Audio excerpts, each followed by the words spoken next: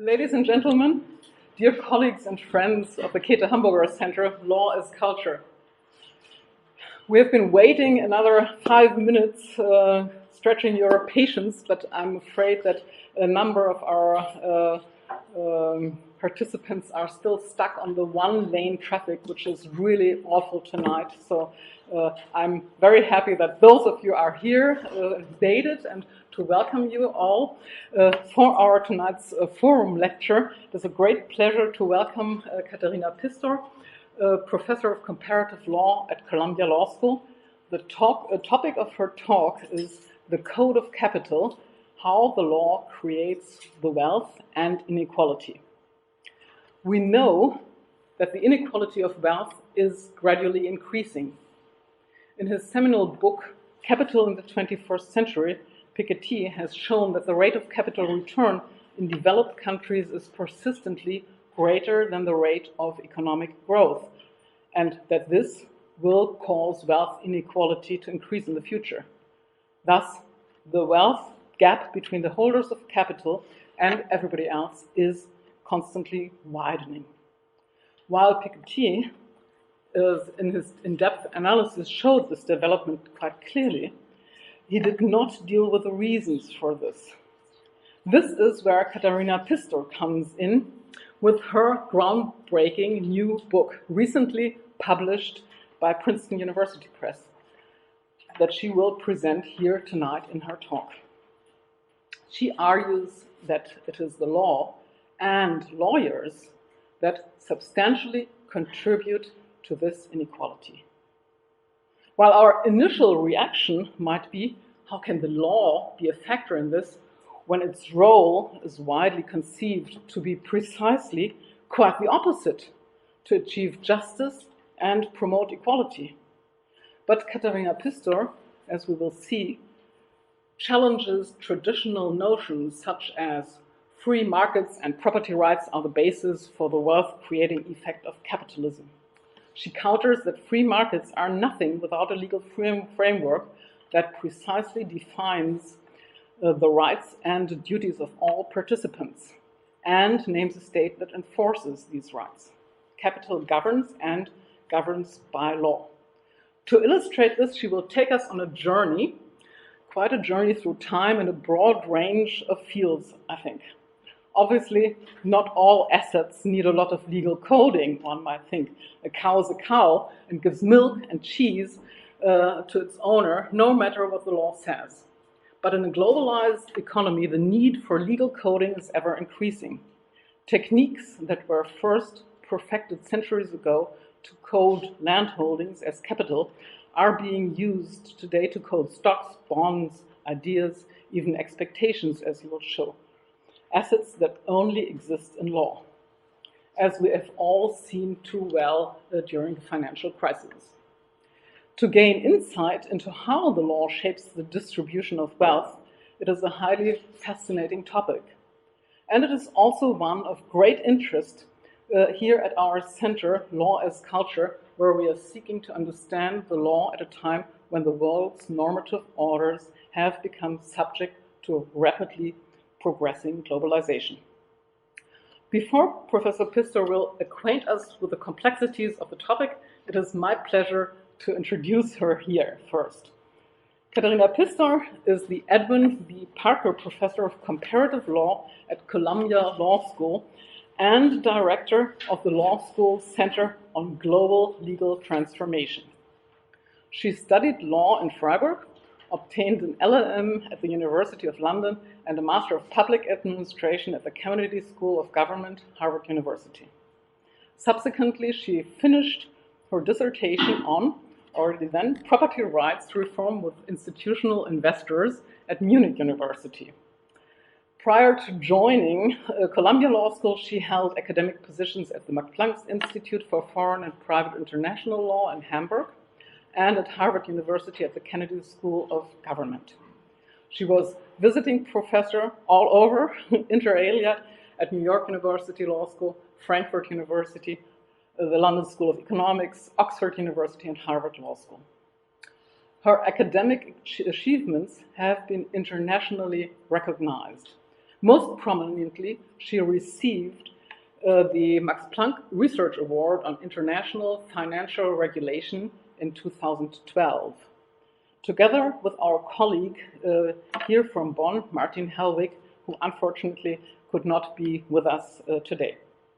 In 2014, she received the Ellen Overy Prize of the European Corporation Governance Institute for the working paper, A Legal Theory on Finance. Katharina Pistor is elected member of the Berlin-Brandenburg Academy of Science and president of the World Interdisciplinary Network for Institutional Research, as well as a member of several boards of directors and boards of advisors of renowned institutions and associations worldwide, which I'm not going to count all of them here. Moreover, she is also on the editorial board of several leading journals, including the American Journal of Comparative Law. And of course, she has published widely and internationally articles and books, the most recent one being The Code of Capital here, and what I just heard, and it's only been published in May. Is that correct? Yes. And I just heard that the Chinese translation and also the Hong Kong Chinese and Taiwan Chinese translations are already done. And the book will be published in Germany as well, but that still takes some time with the Surkamp Verlag. So we are very happy to have you here with us tonight, Katharina, and the floor is yours.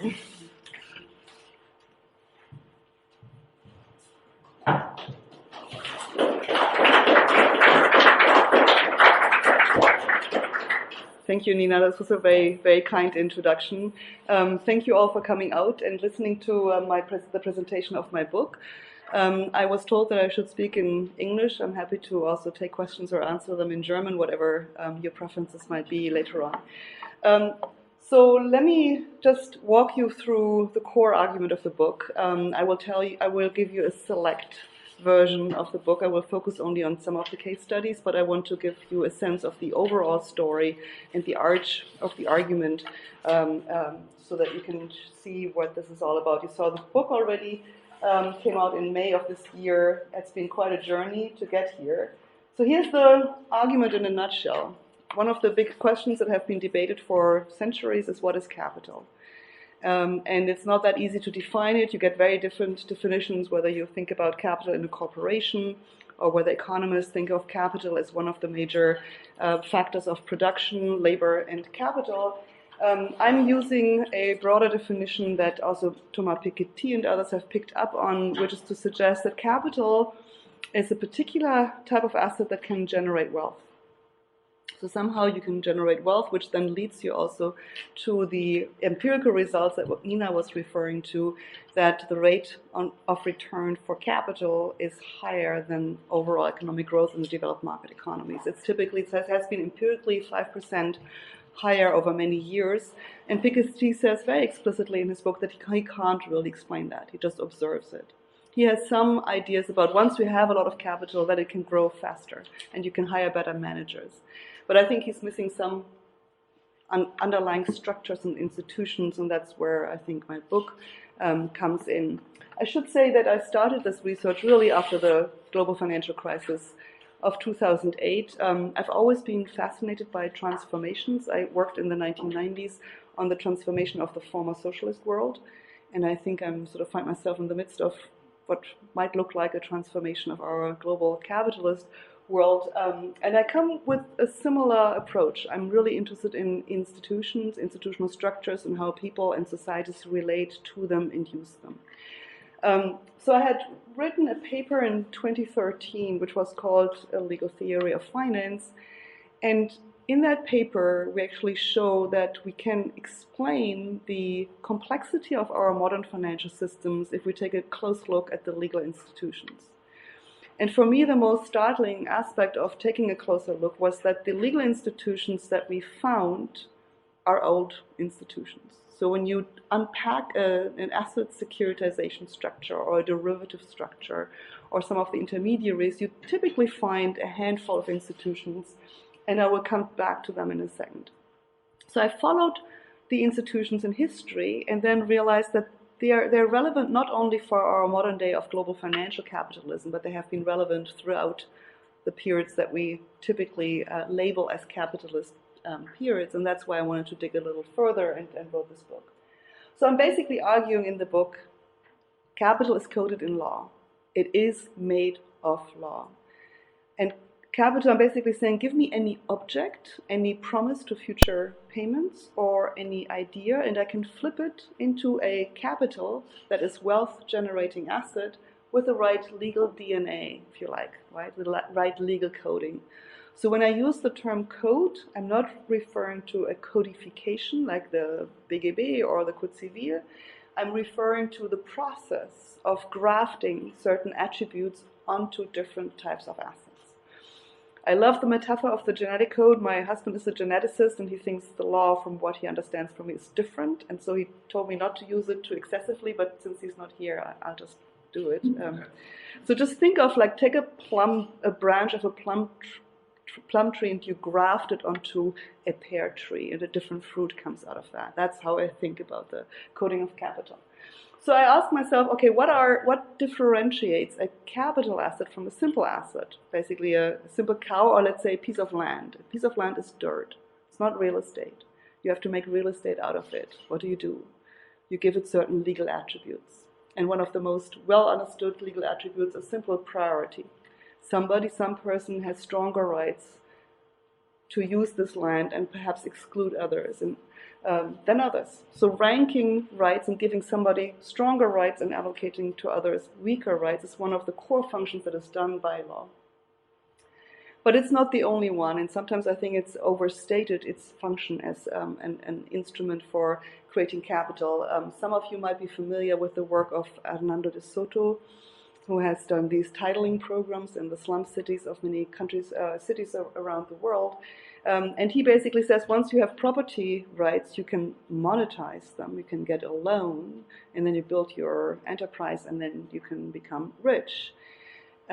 What I found in my historical and comparative research is that just having the title is not good enough, because you can lose it, especially if you monetize your assets. A creditor might seize the assets, and you might lose everything. Right? So the second important attribute of capital is what I call durability. You have to extend your rights to an asset over time. And there are certain institutions that help us do that. I'm not promising, I can just give that away already. The trust and the corporate form, for reasons that I will explain, are institutions that give assets some durability. Then there is universality, and again, those of you who are working on legal issues are quite familiar with that there are certain types of interest that people have that will be protected against the world. Not only vis-a-vis others with whom they have had a direct relationship and negotiated that relationship in a contract, or had other social norms where they can mutually monitor how you behave, but no, even people who were never at the table when the bargain was struck, who didn't even know about the particular rights and privileges, they have to yield to these kind of rights. And so some assets have legal attributes that give them universal power. They extend it in space, if you wish. And then last but not least, for some assets, convertibility is key. And sometimes convertibility is more important than durability. And it's key in particular for financial assets. Many of the financial assets that are traded domestically and globally are issued by private parties, and they have a number of risk factors, including the risk of default that is associated with the issuer or a counterparty from which you want to get payment. And convertibility allows you to switch, to flip this asset into a safer asset. Typically what you want in times of crisis is cash. Why cash? Because cash is basically the money, the financial instrument that is issued by a sovereign state. And it's the only financial asset that can retain its nominal value.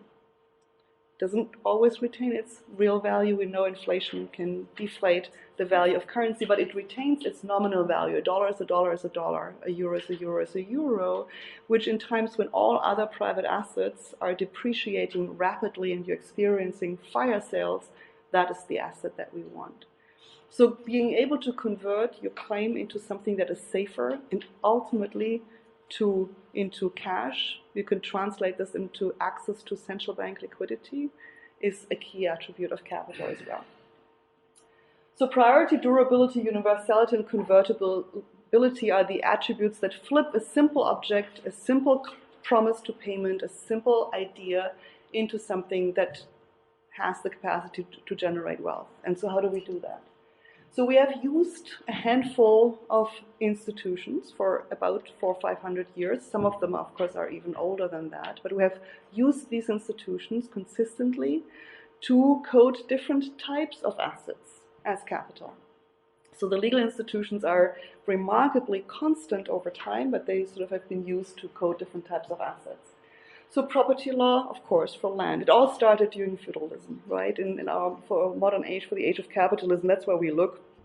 And I have a nice quote by Bernard Rudden, who taught at Oxford University, he's a legal historian, in the book, who says, the property law that we have today was first created in the age of feudalism, and today it applies to funds that are moved by the strike of a key or click of a mouse. He wrote this in 1994, and I think it's true still today, and that also gave me sort of some insight for how I wanted to think about this book project. So property law started in feudal times, changed, of course, somewhat over time. We redefined property law, but it's key for ranking, right? That's what we do with property law, stronger rights, weaker rights. Collateral law is a form of property law, basically gives some creditors a security interest, which allows them, especially if the debtor defaults in bankruptcy, to pull out an asset and enforce against that. So you can think of insolvency as the asset test, as the test case for the validity of all these rights. If you have stronger rights, you will be able to recover much more than if you have weaker rights. And that, of course, tells you something about your the generation of wealth. Then there is the good old common law trust, which may or may not be familiar for you. So let me just say a few words about the trust. It's a type of legal institution that is difficult to digest for civil law trained lawyers because it blurs the line between property rights and contract. So there are different stories about how the trust or its predecessor, the use, was first called the use, came about. But one of the more convincing stories, perhaps, is that it was a way to arbitrage around mandatory inheritance rules. So in England, you had primogeniture. The father had to leave all the assets to the firstborn son. Now, if the father also wanted to leave some assets to the second-born son, or, God forbid, to a daughter, he could not do this by writing a will, because there was no will writing at that time. So he would find a lawyer who would say, well, we can create a use, or let's call it just a trust. And the father, who is the owner of the asset, becomes the settler, who writes the trust deed and transfers formal title to the asset, let's say a piece of land, to his cousin. And says to the cousin, you now formally own that property, I'll still keep it, I can use it, but you own the property not for yourself, but on behalf of my second-born son. And upon my death, you have to transfer this asset to my second-born son. The beauty of this arrangement is that I, as now the father, who is the settler of the trust, can still use it. Nobody sees anything, nothing changes in the world. We don't register, we don't physically transfer possession or give possession over the land to the cousin. He's just on his own land somewhere. But if my personal creditors come and want to enforce my debt against that piece of land, I can say, sorry, I no longer own it. The personal creditors of the trustee might come and want to enforce against this asset. After all, he's the formal owner.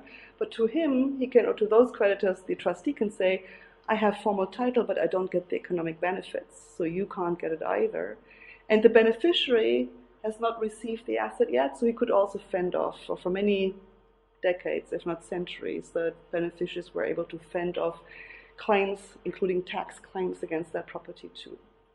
So what a trust does, it basically shields an asset in a legal manner. It basically creates a legal shield around them that protects that asset against different types of creditors. And not surprisingly, it is to this day one of the most effective tax avoidance vehicles and wealth protection vehicles around to this day. It's also a very important vehicle for securitization and derivative structures in the common law, and was very difficult to replicate in civil law structures because that instrument is not available. So the corporate law has similar features as the trust. It's somewhat more complex. The trust doesn't really have a governance structure like a board, a management board, and shareholder meeting or so. But what the corporate law also does, because it's a legal person, it separates different assets, right? The assets that are inside the corporation are owned by the corporation, and neither the shareholders nor the personal creditors of the shareholders have access to the assets of the corporation. They have a share, which they might be able to transfer, but they can't take out their contributions to the corporation again. This required some legal development. In the beginning, you had commercial companies where everybody pooled their assets. They would go on a commercial venture, come back and then distribute and dissolve the entity. But since the beginning of the 17th century, with the big East Indian companies, the English and the Dutch East Indian companies, we have basically created a device which we call shareholder lock-in, which means you make a commitment and you can't take it out again. And the corporation can live at least for several decades, if not forever. That gives you durability. Right? It gives you durability over time, but also protects these assets from different groups of creditors. Bankruptcy law is, on the one hand, the asset test, to test how strong or weak your rights are, but it also can create priority rights in its own way, because it creates priority rules. Who can take out assets from the pool of assets that are left after the debtor has become insolvent? Who will get only the leftovers at a steep haircut? It also creates things like bankruptcy safe harbors, which were introduced in the run-up to the financial crisis to protect counterparties of derivatives transactions from bankruptcy rules, and said they can net out their claims with a defaulted debtor without having to wait for the entire bankruptcy proceeding to unfold, which gives them a privilege that is akin, I would argue, to a property right, because they can pull out. Sometimes they have to pay in, but sometimes they can also take money out before everybody else, including before any secured creditors, before the state with its taxes and its administration. So this is how you create priority rights, and they're key, because those who can pull out, and even if they only sort of reposition their financial claims, they have a comparative advantage over others. And this is what capital is all about. It's not absolute protection, but it's typically relative protection. Relative to others, you're better protected. So you might also ask the question, why law? Do we really need law, and what do you mean by law about this? And I'm arguing in the book, I'm basically following a rather Weberian concept of state and law, basically saying what I mean here is enforceability. Having access to coercive enforcement, which is critical in large-scale systems where we can't rely on mutual trust and knowledge and monitoring and shared social norms, but typically where we need to rely on something else. If we want to scale systems to a particular size, we need scalable social technologies to order our affairs, and law has been for the last 400 or 500 years the most important social resource to do so. So in some way you can think about the state as a particular institutionalization of the centralized means of coercion. And the state in my book plays a rather passive role. So it's not really active in dictating, and it's not telling what coding strategies shall be applied. It's simply furnishing the key modules of the code, the property rights, the contract law, etc., and sometimes vindicating particular coding strategies in its courts that will recognize and enforce them as law, but other than that, simply just furnishes the law that you can use and the ability to avail yourself of the coercive powers of the state. So one thing that I always want to make very clear is that when people think about law and the state and state regulation, especially when I talk to economists, they very often think about sort of a natural market that is out there that largely self-regulates, and then a state comes and intervenes and distorts the natural market, right? And so what they're thinking about typically is a state that uses top-down interference in social or economic affairs, right? A top-down vertical relationship. Then sometimes people who are sort of in the human rights or world, or think about rule of law, etc., they think also of the reverse relationship where citizens can invoke the law to protect themselves against the state. These are our civil and political rights enshrined in constitutions, enshrined in international human rights treaties. What I'm interested in for the purpose of this book is the horizontal relationship of law. It's still law. A contract is not just a private agreement. A contract is an agreement that will be enforceable in a court of law, and therefore has to meet certain conditions, right? A property right is not a private arrangement. Something is a priority right that will be universally enforced. So it needs coercive power. So the citizen-citizen horizontal relationship is what I really focus on here. In the book, I run through 4 types of assets that have been slated as capital and coded as capital over time: land, debt, firms, and know-how. I put on the slide also data. This is my most recent research project to think about how data that big tech is harvesting from us, how to think about this in similar terms, and also think about whether data have property that distinguish them from the types of assets that I have discussed in the book. I'm just throwing this out here. You can ask me questions about this later. I don't really treat data, although I do have a chapter in the book that deals with the question whether the digital code might replace the legal code, right?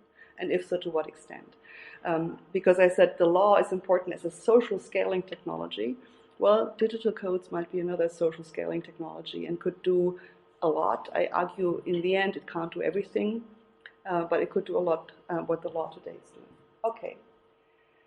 So you can mix and match the different assets with different legal coding devices, and some are more prominent for others, but they all are present in many of the cases that I discuss in the book. What I thought I would do here is I will walk you through 2 stories that I tell in the book, and they have sub-stories, and I won't take it too far, but one is the coding of land. It all started with land, and it's one that is most intuitively accessible, so I thought I'll talk about this. And the second, I will talk about the coding of know-how. And in particular, a case that deals with the legal coding of the genetic code, of nature's own code, which has been appropriated, at least to some extent, as capital. So I start with land. Again, I said before, land was first coded in law during feudalism in the way that we know it today. Of course, the Romans also had land law, etc. But this is the English enclosure movement is an important moment in history. But I start the book with a story not about the commoners in 16th century England, but I start with the Maya in Belize, a group of indigenous people who have lived for centuries in the territories that are now part of the country of Belize, which became independent only relatively recently in the 1980s.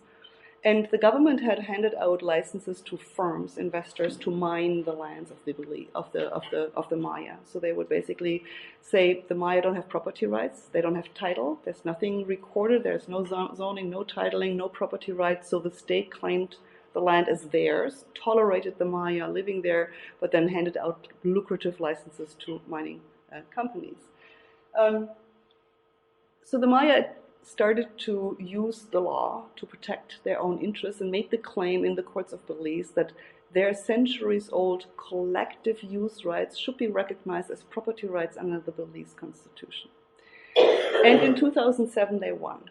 There's a long prelude. I will not go into the details here, but in 2007, the Supreme Court of Belize said, you are right, we will recognize your collective use rights, not individual use rights, collective use rights as property. The reason I start the book with this story is there are 3 important reasons. The first is to show how the legal reasoning works when you think about something like that. So you say, what is a property claim? What type of property does this constitution protect? You open the Belize Constitution, you will find property is protected under the Constitution of Belize, the same phrasing that we find in many other constitutions, which basically tells you that the Constitution works with preconceived notions of property rights that are only recognized, not created. So there's a pre-legal, pre-constitutional allocation of property rights that is the default. And what the Maya had was not the default. And they, of course, then had never gone through the formal processes of titling their land either. So the next step was to say there are other provisions of the constitutions that say the Maya have a right to live their own ways, we protect indigenous people, and they pulled out the property code and said, actually, under the property code, the definition of property is sufficiently broad that we can recognize it as a constitutionally protected property right, which of course is a bit counterintuitive because the property statute is below the Constitution. Long story short, they win the war. They win the battle, they get their rights recognized, but they lose the war because the government does not throw its coercive powers behind their property rights, but continues to hand out licenses to mining companies. So it disrespects the ruling of its own courts. And so I can show with this example, first of all, actually commoners can get a right recognized with the right lawyers. You can do this. Second, it doesn't help you unless you get access to coercive powers. And if you have to dispute with your own state, you might be in trouble. And the third reason I use this case is because it's a beautiful contrast to what happened with commoners in history elsewhere. They didn't really win in Belize, but they at least got a legal recognition. Whereas the commoners in England, of course, were excluded from the land through the enclosure movement. And the enclosure movement was really not so much about major legislative interventions. The big enclosure acts came very late at the tail end of an enclosure movement that lasted several centuries. About 2/3 of the land had already been enclosed by the end of the 16th century, mostly on a one-on-one battle between landlords and their commoners over who had what type of access rights to the land.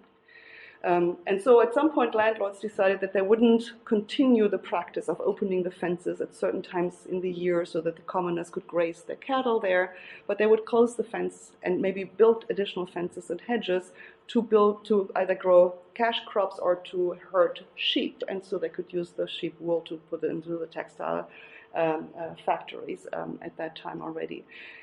So they battled on the field because the commoners came back and broke the fences and broke the hedges, and they were declared rioters. In the end, they all ended up in court, and the question was, who has the better right? Who has the right to exclude, or who has the right to access? And we know, of course, from history that the landlords won, but what I wanted to understand is, what was your argument? How did you win?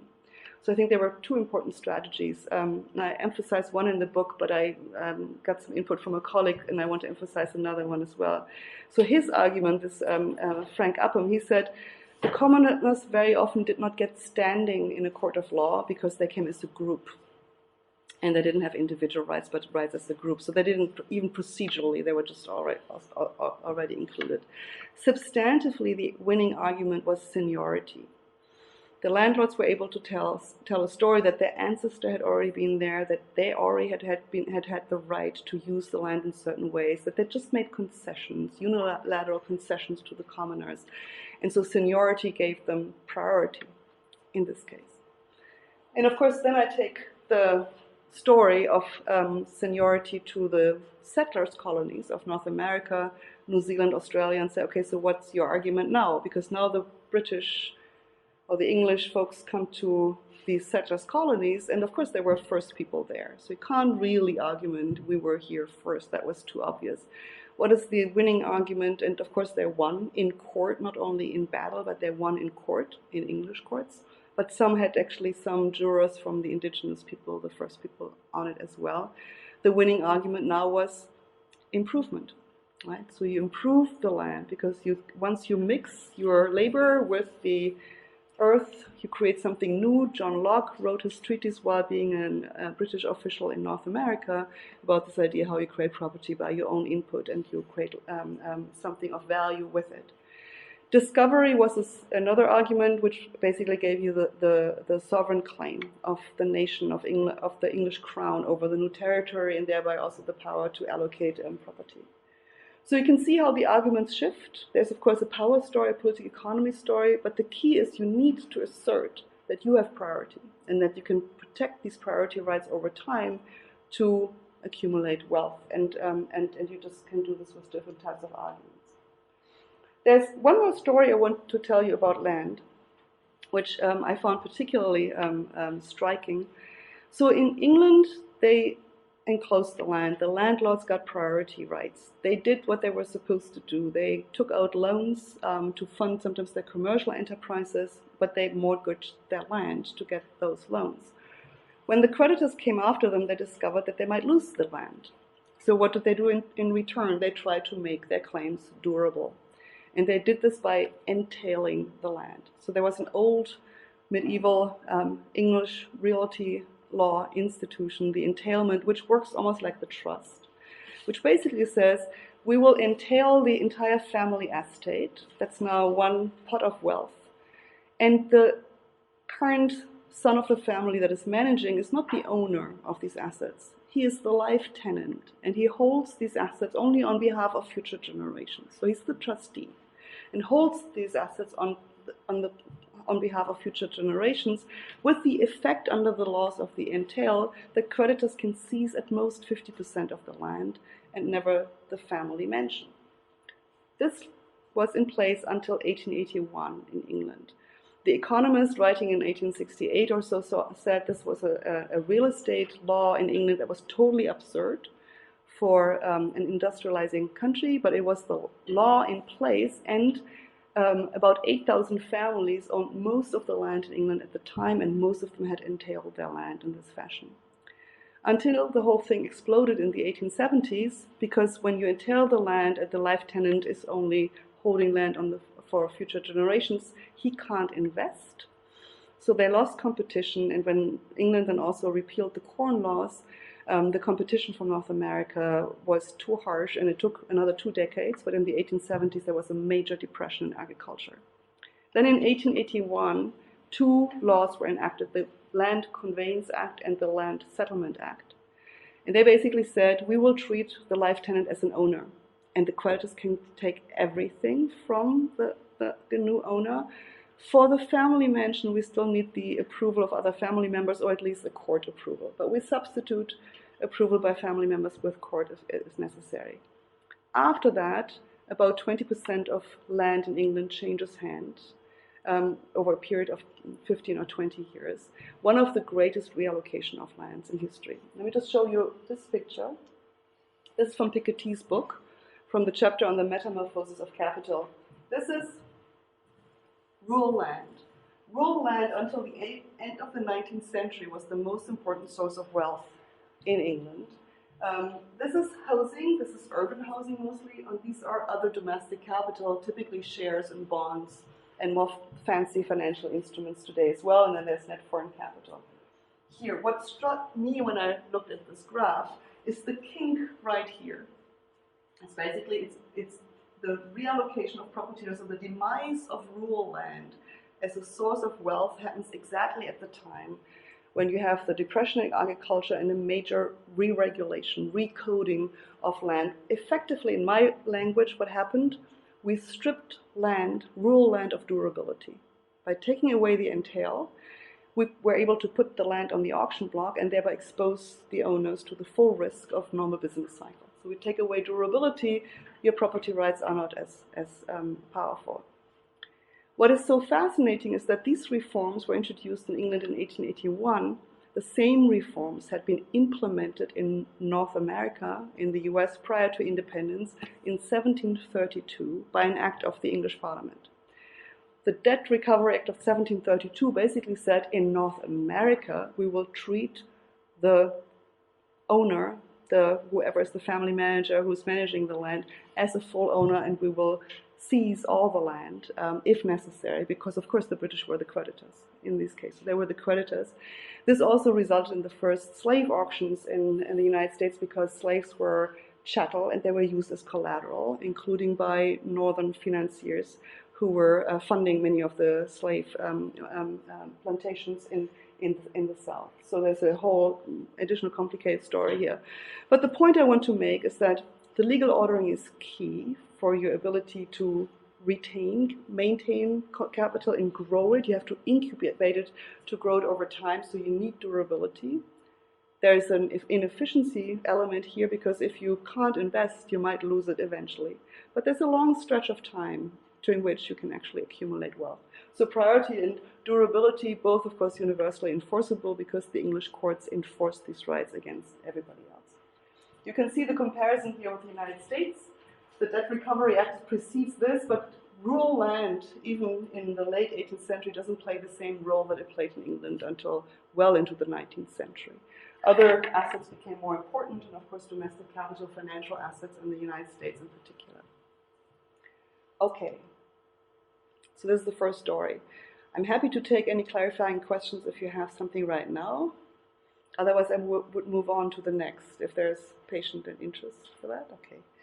So this is a story about intellectual property rights. And intellectual property rights also have a long story. I think most people trace it back to a particular act in Venice of 1475 or so, 1478 or so, where the city of Venice protected, whereby the city of Venice protected the skills and know-how of the glass makers in Venice, because especially foreigners would come and cheat and take the skills away, and also the families would cheat on each other trying to understand how they had made the glass. And the act was quite interesting. They said, you can register your skills and we will protect you from it, and anybody who now takes it away will be punished as a thief. But the city retained the power to use the skills nonetheless for public purposes. So it was not a pure property rights, but it was an ordering device. Anyhow, so since then we've seen different developments of trying to create intellectual property rights, patents, trademarks, copyrights, these things. For intellectual property rights, the case that these rights exist only in law is self-evident. For land, most people think land is property and property is land. There's always this confusion, and it takes some argumentation to say, like, a piece of dirt is not really real estate. For intellectual property rights, it's clear. It doesn't exist outside the law, right? Neither do, in my view, financial assets exist outside their law. They're all created in law. And then we can dress them up and make them capital assets. So the story I tell in the book is a more recent story, because I think this really is something we have to be very careful about today. And it's all about whether our own nature's code, the DNA that informs our organisms and many other organisms, but especially also the human genome, whether this can be patented, whether people can get a property right in the genome, yes or no, and what happens if they do. And the story is about Angelina Jolie, the famous actress who wrote an op-ed in the New York Times in March of 2013, disclosing that she had just undergone a double mastectomy because she had discovered through a genetic test that she carried the BRCA gene, one of the most aggressive breast cancer genes. And she also mentioned in this article that many women won't be able to do the same thing because they can't afford the test, which cost $3,000. What she didn't say, but that story wasn't difficult to uncover, is first of all, there was a legal case, a case pending at the US Supreme Court trying to challenge a patent in the BRCA gene, and that the test kits for BRCA genes had been available already since the mid-1990s and had cost a couple of $100. What happened in the meantime is that after the gene had been discovered, the BRCA gene had been discovered by a consortium of researchers from around the world, all funded by government funding, and they had published it in Nature or Science, one of the leading journals. After that, it was clear that the next step would be to find the sequence. You really have to know the sequence of the elements of the genetic code to understand, to see whether there's a defect or not, and maybe to treat it eventually. So the rush for the race for finding the sequence was on. There was another government consortium, the NIH in the United States was involved. But there was also a relatively young entrepreneur, who was both an economist and a geneticist. And he put together a group with venture capitalists and said, let's try to get the sequence first. And they did. They found the sequence first, and they immediately went to the US Patent Office and patented it. So now they had the patent. So the Patent Office did not question this very much, although there is an old rule, even in the United States, that says things of nature, algorithms, facts of nature are not patentable. They made the case it should be patentable, and they got their patent. In 2013, the patent was challenged, and they lost most of it. There was still one little thing where they had made some human manipulation in the messenger RNA, where the court says that's enough human ingenuity to say we can patent it. But the rest, they said, you cannot patent a gene. Nonetheless, Myriad, the corporation that had made all of its money on that patent between 1994 and 2013, millions of dollars they had made with the patent and with the kits that they had sent out to test, They continued after 2013 to make most of their money on that particular BRCA gene. Why? Because with the help of the patent, they had created a database, a unique database of all the breast cancer genes in the country and sometimes even the world, and they stopped sharing the data with everybody else in about 2005. So they used the patent to create another asset, which was actually data. It's basically huge data sets that they controlled through technology, and they also used trade secrecy law to control this. So the story here is, first of all, as I said before, this is already too far, as I said before, is that creating property rights is key. It's because they had the patent is that they could prevent everybody else from using alternative kits that might have been cheaper. They also prevented others from developing maybe better types of kits. And they could retain this patent for a long enough period to create the database, which ultimately was the more valuable asset than a patent, because the patent also expires after a certain number of years, whereas the database does not, and they have used trade secrecy law to do so. But again, another story how you can use law to create value, monetary value, that is. Okay, so these are the stories about how assets are coded in law. What I told you is that the key modules that we're using for coding capital are property rights and collateral law, trust, corporate bankruptcy law, and of course contract law. These are all institutions of private law, and private law is domestic law. So a claim that you could make, or sort of you could challenge my whole argument, say, if this is domestic law, and we're living in a world of global capitalism, how can that be, right? It's all private law, it's all domestic law, we have global capitalism, we have no global state, no global private law, how can this happen? And my answer to that is, in theory, an entire global system could be sustained by a single domestic legal system, as long as all other states recognize and enforce the legal devices that are created under that system. In fact, I'm arguing in the book that we have two systems, not one but two, that do most of the job. And this is English law and the law of the state of New York for financial assets, which are the most important sources of wealth today and are globally traded. You can add for corporate law the state of Delaware, but it's basically the US, particularly the state of New York, and English law, not Scottish law, so I'm not saying UK, but English common law. These two legal systems are coding most of our capital. Most other countries recognize and enforce the legal devices created thereunder, or sometimes even try to mimic the legal devices they have. There's a spread of the trust into civil law systems. There's a spread of similar techniques recreated under civil law devices to do this. Okay. So, I told you that story already. What basically happens, and a colleague in Brussels actually pinpointed that, it's basically the surprising thing is that private law is much more international in that sense than is public law. Public law is bound by territorial law. And we only create some bridges, let's say, through the EU, supranational institutions, or international treaties. But private law is really what has created our global integrated financial markets, other trade relations. It's mostly private law, and it's actually much more parochial than you would think. It's not 100 flowers are blooming, and we have a pluralism of laws, but it's very parochial. And it's, of course, driven by a variety of things. The dominance of England over international trade for a long period of time, the dominance of both England and later New York as financial centers.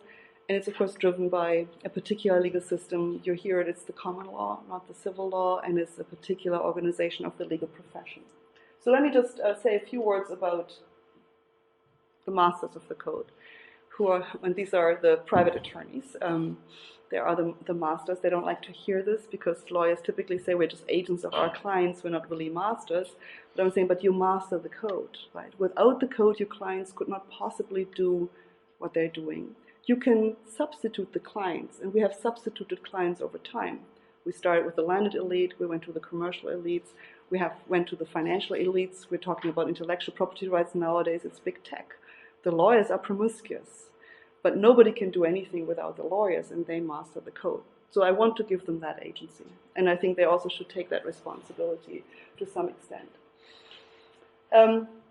What distinguishes the common law, of course, the typical story that you hear is it's case law rather than statutory law, and of course this is no longer entirely true. What I find more important maybe than just the case law versus statutory law distinction is the organization of the legal profession and the recruitment of the judges. So England was, I think, the first country that developed a very powerful private legal profession that served private clients. They were not just judges on the court, they were not just notaries that were controlled by states, and they didn't just serve the court like the monarch, etc., but an independent private legal profession emerged in England as early as the 13th century. In France, they were controlled from above. In Prussia, the Prussian monarch halved the private attorneys in the 18th century. They were deemed to be a threat, and they were pushed out of the profession. And throughout the 19th century, the battle was how much independence do we give the lawyers, but never as much as the English lawyers had already achieved much earlier. So I think the fact that this was a private legal profession, that you also had case law, and that the judges were recruited from that private legal profession. They don't go to the bench directly from law school. They first serve as attorneys for decades before they're being recruited to the bench. That makes a huge difference because it gives you a completely different relationship when you think about whether or not you vindicate a new coding strategy as legal. And of course, in our own times, I can't help but add to that of course legal education matters as well. That my law school, Columbia, and many others in North America have developed LLM programs in part just to fund themselves, but with the positive externality, if you look at it from the common law world, of creating thousands of lawyers around the world who all know enough about the common law and how to code assets to advance the interests of capital. Our LLM students, we have about 300 now every year. They all take corporations, they all take M&A, they all take securities regulation. These are the key issues that they take.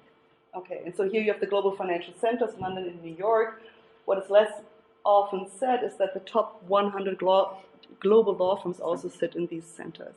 So I give you only the top 20. These are all Anglo-Saxon names. If you go down to 100, it's the same thing.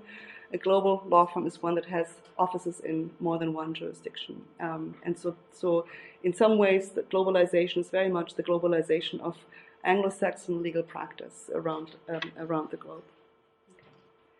So then where does it all lead me? And so I will conclude with that. Of course, the big question is, so what? And sometimes I go, when I talk to folks who are coming from a Hayekian or Austrian perspective, some other economists as well, say, what's wrong with that? Pick and choose the law that is most efficient, right? And so then my answer to that is, well, is law a private good or a public good? Is it a commodity or is it something else?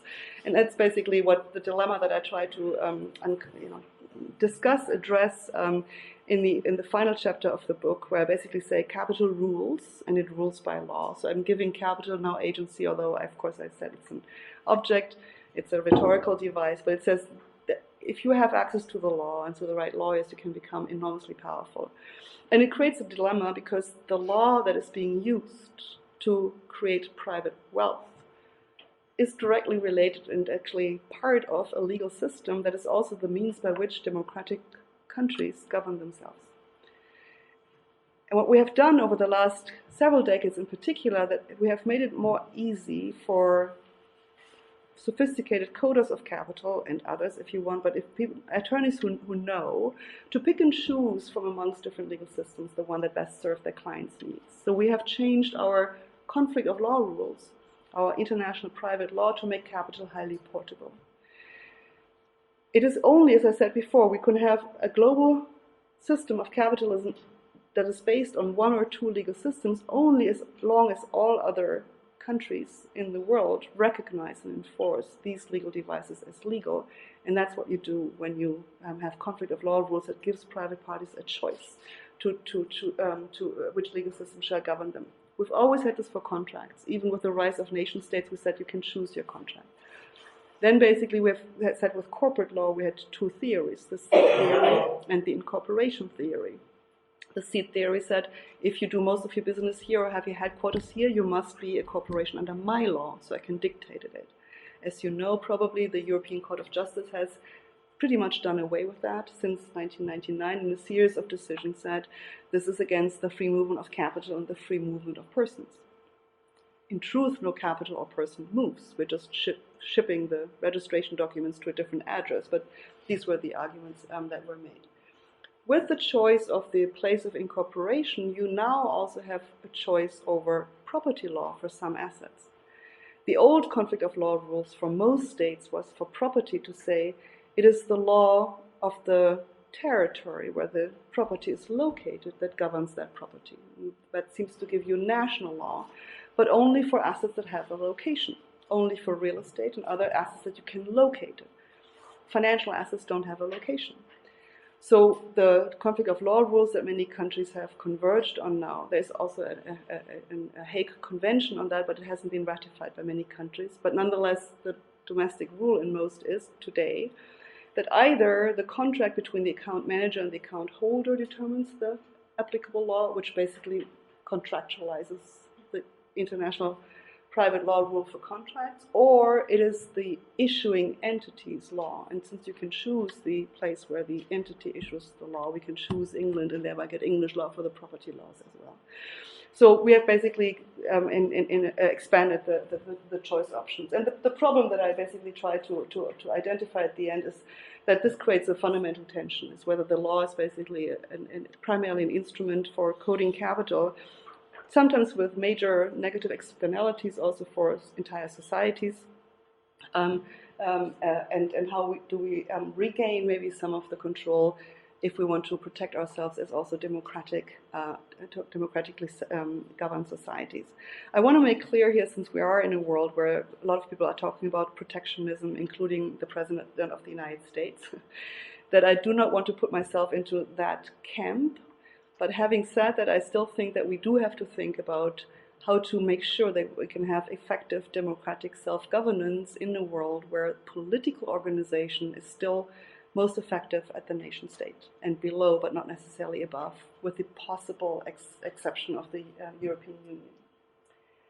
So overall, I'm not making a radical shift. I'm not saying we have to abolish property. I'm not calling for a communist revolution or things like that. I don't even want to say we need a crisis and then we can reorganize, because we just don't know how we can get out of a crisis at the other end.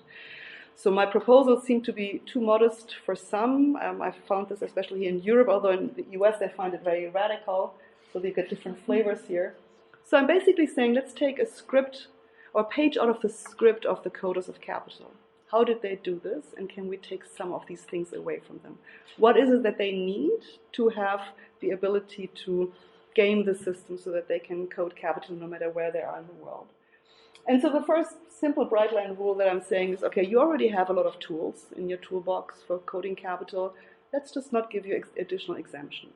No exemptions from bankruptcy rules like bankruptcy safe harbors, no exceptions from the tax code, all these additional privileges. The default should be simply no. The second is that I think we have to curtail the choice of law over core issues where we think social governance is really important. And that includes corporate law. So I want to open the Pandora box of the seed theory, again, to some extent at least, or limit the ability to then use the incorporation theory to also obtain property rights rules. I think private arbitration, especially in the United States, is going overboard. I can see the case. I also understand why in 1958 they adopted the New York Convention for the recognition of foreign and international arbitral awards. But nowadays in the United States, you can have arbitration for employment relations, and you can exclude class action suits from that, completely expose individuals to the bargaining power of others. And I think we have to curtail this. This will not happen with the current Supreme Court in the United States, for sure. But we have to think about how to do this. And one way to do this is to think about how we interpret the Ordre public clause in a convention like that, and maybe give it a slightly more a broader interpretation. We have to maybe empower private parties to monitor capital and challenge some of the results, and we have to scale back the enforceability, and that might be the most important one. I think giving a blank check by basically guaranteeing that many of the new transactional devices will be vindicated and enforced in the court of law gives away too much ex ante. And I think sort of recreating some sense that it's actually not going to be clear whether or not this will be vindicated in a court of law, but will be scrutinized, creates sort of enough uncertainty that perhaps some of the externalities that are created will be internalized. There is one thing that I don't have on the slide, but what I discuss in the book, the alternative strategy. So one is basically rolling back the legal privileges that capital has expanded over time. So it goes well beyond the core modules of the code. It also goes about it's about the expansions.